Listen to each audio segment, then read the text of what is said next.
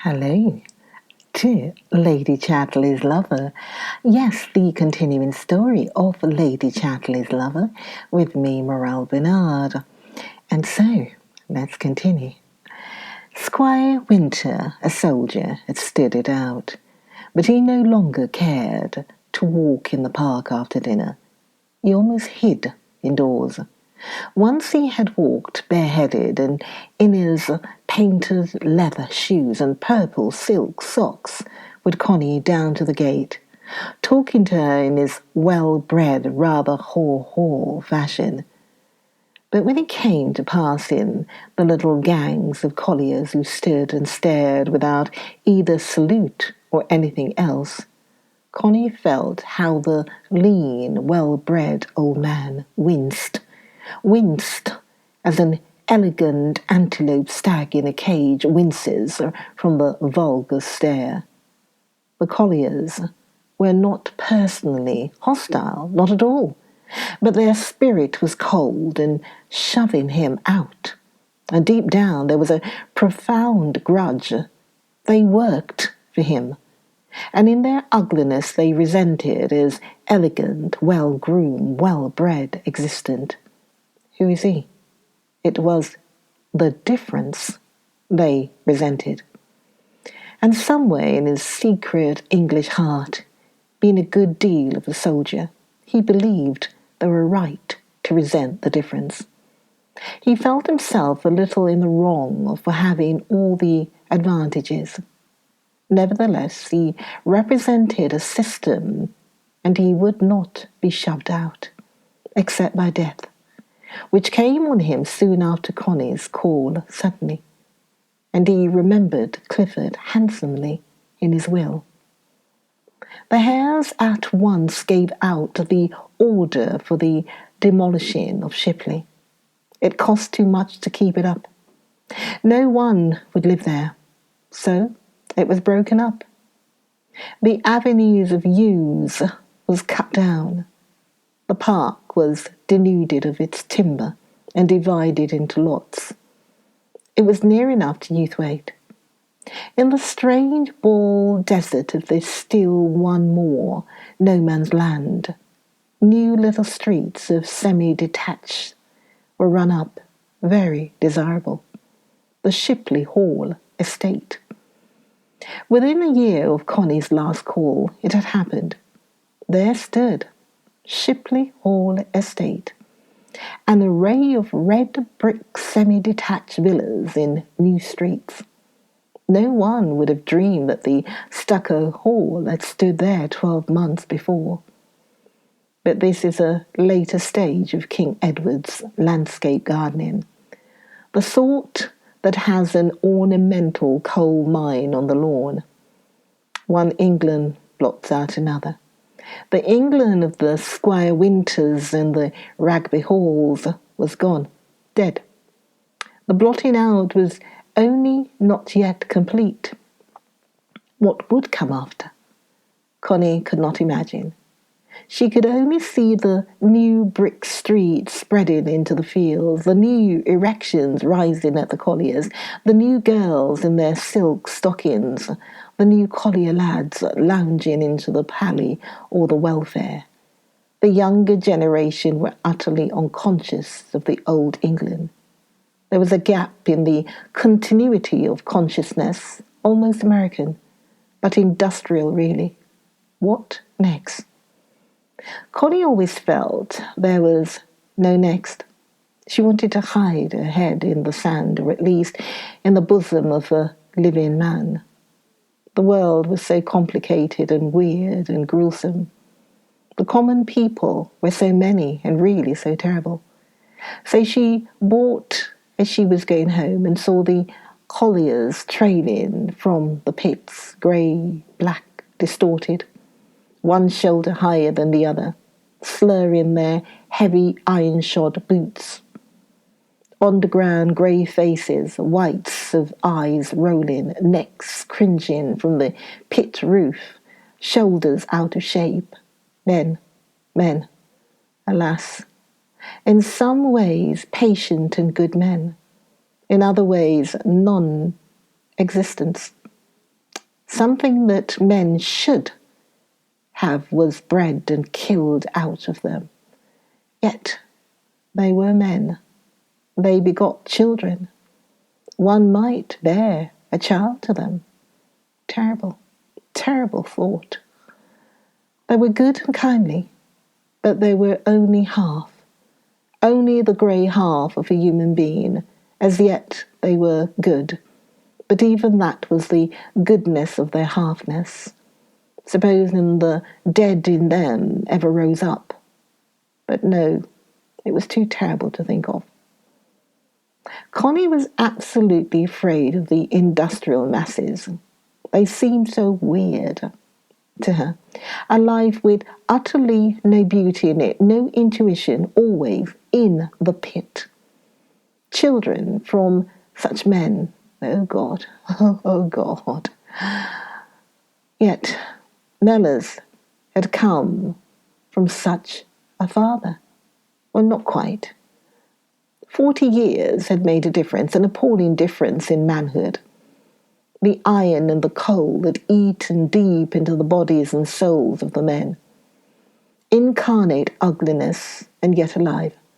What would become of them all? Perhaps with the passing of the coal they would disappear again off the face of the earth. They had appeared out of nowhere in their thousands when the coal had called for them. Perhaps they were only weird fauna of the coal seams, creatures of another reality. They were elementals serving the elements of coal as the metal workers were elementals serving the element of iron. Men, not men, but animals of coal and iron and clay. Fauna of the elements carbon, iron, silicon, elementals. They had perhaps some of the weird, inhuman beauty of minerals, the lustre of coal, the weight and blueness and resistance of iron, the transparency of glass.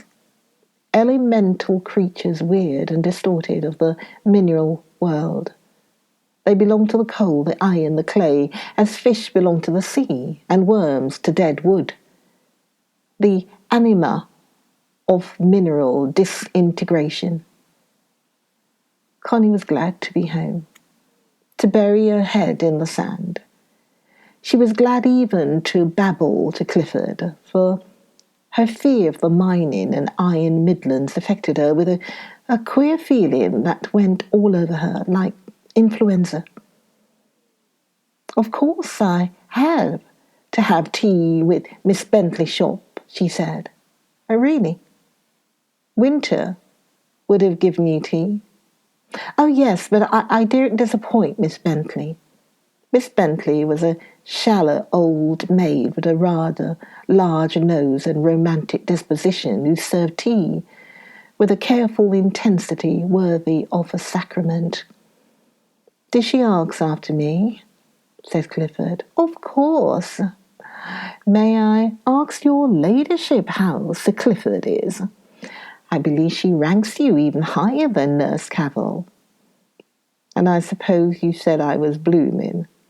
Yes, and she looked as rapt as if I had said the heavens had opened to you. I said if she ever came to Tevershall, she was to come to see you. Me? Whatever for? See me? Why, yes, Clifford. You can't be so adored without making some slight return. St. George of Cappadocia was nothing to you in her eyes. And do you think she'll come? Oh, she blushed, and looked quite beautiful for a moment, poor thing. Why don't men marry the women who would really adore them? The women started adoring too late, but did she say she'd come? Oh, Connie imitated the breathless Miss Bentley. Your ladyship, if ever I should dare to presume. Dare to presume? How absurd. But I hope to God she won't turn up. And how was her tea? Oh, Lipton's, and very strong. But Clifford, do you realise you are the Roman de la Rose of Miss Bentley and lots like her. I'm not flattered even then. They treasure you, every one of your pictures in the illustrated papers, and probably pray for you every night. It's rather wonderful. She went upstairs to change. That evening, he said to her, "You do think, don't you, that there is something eternal in marriage?" She looked at him. "But Clifford, you make eternity sound like a lid or a long, long chain that trailed after one, no matter how far one went." He looked at her, annoyed. "What I mean," he said, "is that if you go to Venice, you won't go in the hopes of some love affair that you can take our grand Cyril with you." "A love affair in Venice? All grand Cyril?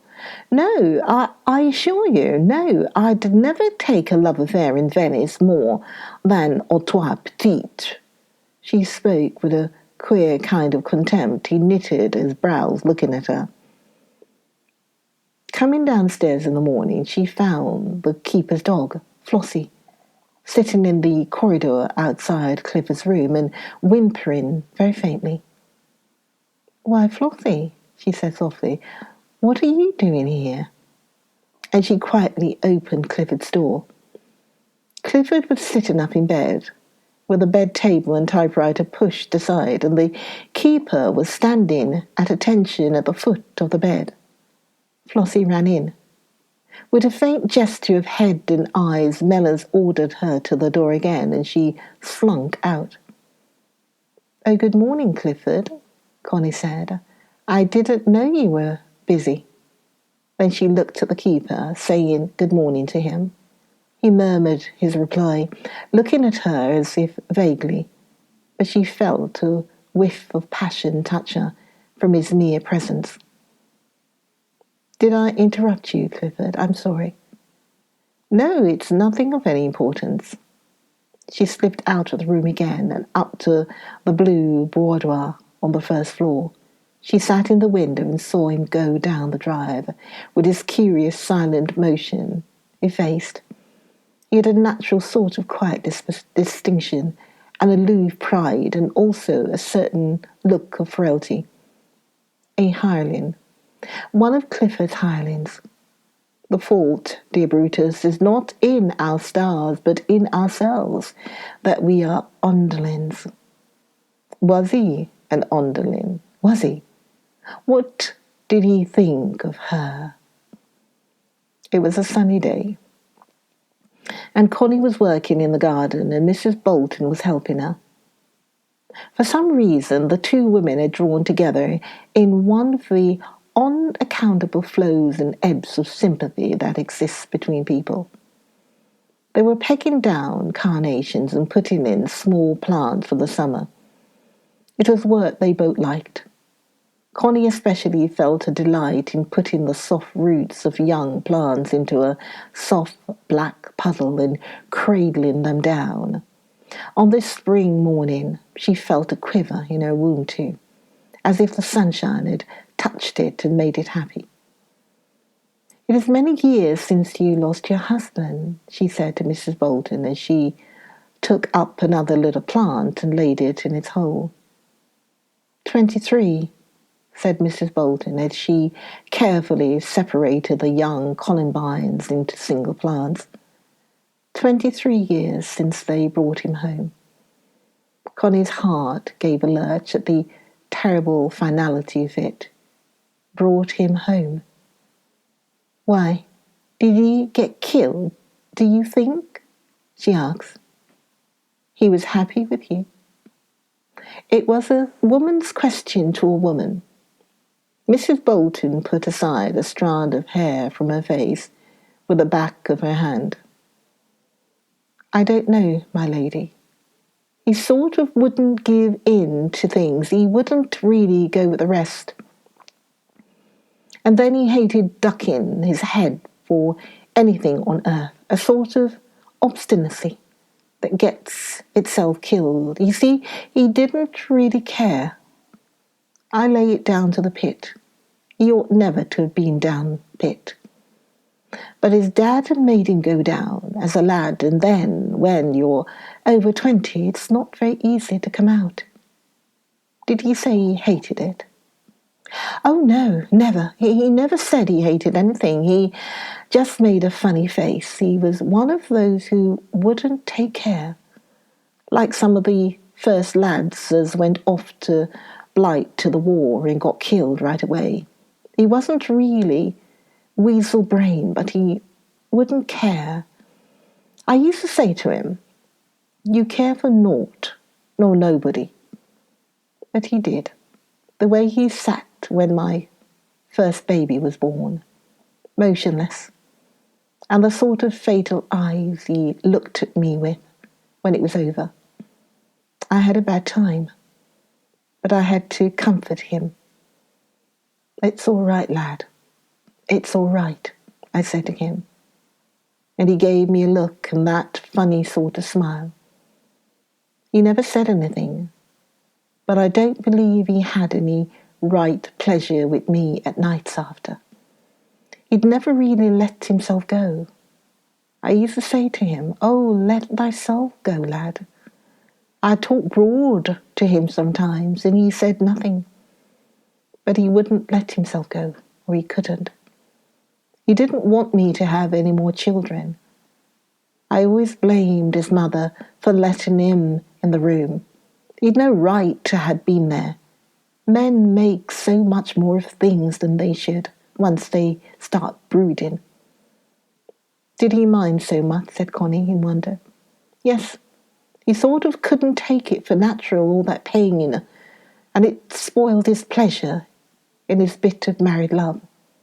I said to him, "If I don't care, why should you? It's my lookout." But all he'd ever say was, "It's not right." Perhaps he was too sensitive, said Connie. That's it. When you come to know men, that's how they are. Too sensitive in the wrong place. And I believe, unbeknown to himself, he hated the pit, just hated it. He looked so quiet when he was dead, as if he'd got free. He was such a nice-looking lad. It just broke my heart to see him, so still and pure-looking, as if he'd wanted to die. Oh, it broke my heart, that did. But it was the pit. She wept a few bitter tears, and Connie wept more. It was a warm spring day, with a perfume earth and of yellow flowers, many things rising to bud, and the garden still with the very sap of sunshine. It must have been terrible for you, said Connie. Oh, my lady, I never realised at first. I could only say, "Oh, my lad, what did you want to leave me for?" That was all my cry. But somehow I felt he'd come back. But he didn't want to leave you, said Connie. Oh, no, my lady, that was my own silly cry. And I kept expecting him back, especially at night. I kept waking up thinking why he's not in bed with me. It was as if my feelings wouldn't believe he'd gone. I just felt he'd have to come back and lie against me so I could feel him with me. That was all I wanted, to feel him there with me, warm. And it took me 1,000 shocks before I knew he wouldn't come back. It took me years. The touch of him, said Connie. That's it, my lady, the touch of him. I never got over it to this day, and never shall.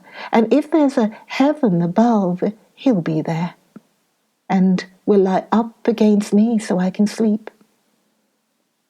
Connie glanced at the handsome, brooding face in fear, another passionate one out of Tevershall, the touch of him, for the bonds of love are ill to loose. It's terrible once you've got a man into your blood, she said. Oh, my lady, and that's what makes you feel so bitter. You feel folks wanted him killed. You feel the pit there wanted to kill him. Oh, I felt if it hadn't been for the pit and them as ruins a pit, there had been no leaving me. But they all want to separate a woman and a man if they're together. If they're physically together, said Connie. That's right, my lady. There's a lot of hard-hearted folks in the world, and every morning when he got up and went to the pit, I felt it was wrong. But what else could he do? What can a man do? A queer hate flared in the woman. But can a touch last so long? Asked Connie. That you could feel him so long? Oh, my lady, what else is there to last? Children grows away from you, but the man, well, but even that they'd like to kill in you, the very thought of the touch of him. Even your own children, well, we might have drifted apart, who knows? But the feeling's something different. It's happen, better never to care. But there, when I look at women who's never really warmed through by a man, well, they seem to me poor dullops after all. No matter how they may dress up and gad, no, I'll abide by my own. I've not much respect for people. Oh, you are listening to Lady Chatterley's Lover. Yes, Lady Chatterley's Lover with me, Morel Benard. Oh, please listen to the next video of Lady Chatterley's Lover. It won't be very long before the story comes to an end, so do listen to the next video of Lady Chatterley's Lover. I'll see you soon.